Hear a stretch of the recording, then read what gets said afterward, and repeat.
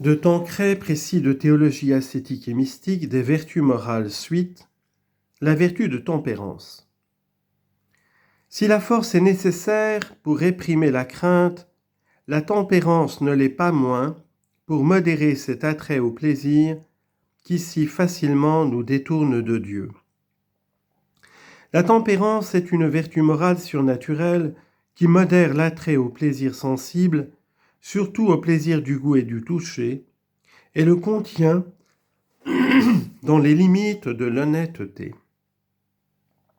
Son objet est de modérer tout plaisir sensible, mais surtout celui qui est lié aux deux grandes fonctions de la vie organique, le manger et le boire, qui conservent la vie de l'individu, et les actes qui ont pour but la conservation de l'espèce.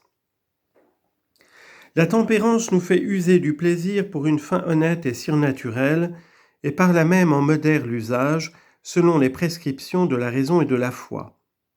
Et précisément parce que le plaisir est alléchant et nous entraîne facilement au-delà des justes limites, la tempérance nous porte à la mortification, même en certaines choses permises, afin d'assurer l'empire de la raison sur la passion. C'est à l'aide de ces principes que nous résoudrons les questions de détail.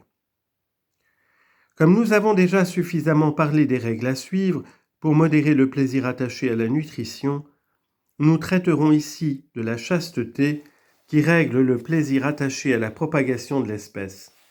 Nous parlerons ensuite de deux vertus alliées à la tempérance, l'humilité et la douceur.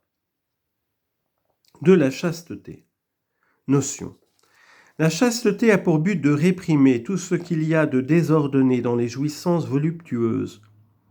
Or, ces jouissances n'ont qu'une fin, perpétuer la race humaine, en transmettant la vie par l'usage légitime du mariage. En dehors de là, toute volupté est strictement prohibée. Je me permets cette remarque que le magistère de l'Église a évolué sur le sujet et voit dans l'amour conjugal, dans la tendresse conjugale, dans le don des corps, une participation et une expression de l'union sponsale du Christ et de l'Église, et qu'il y a donc tout un mystère de joie partagée et d'amour dans le respect, mais aussi dans la joie et dans le plaisir sanctifié entre les époux. Fin de remarque. La chasteté est appelée avec raison une vertu angélique, parce qu'elle nous rapproche des anges qui, eux, sont purs par nature. C'est une vertu austère parce qu'on arrive à la pratiquer qu'en disciplinant et en domptant son corps et ses sens par la mortification. C'est une vertu délicate que ternissent les moindres défaillances volontaires et par là même difficile, puisqu'on ne peut la garder qu'en luttant généreusement et constamment contre la plus tyrannique des passions. Ces degrés. Elle a bien des degrés.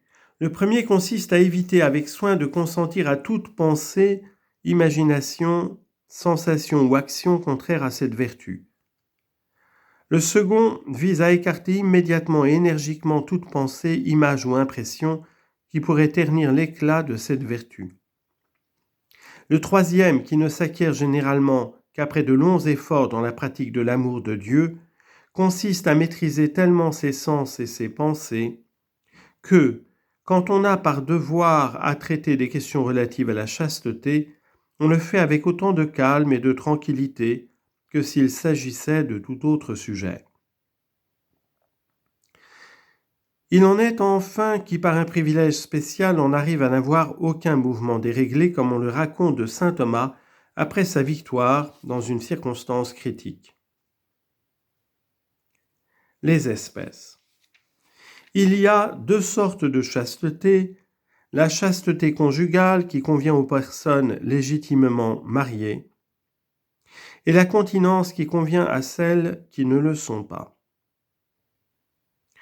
Après avoir traité brièvement de la première, nous insisterons sur la seconde, en tant surtout qu'elle convient aux personnes engagées dans le célibat religieux ou ecclésiastique.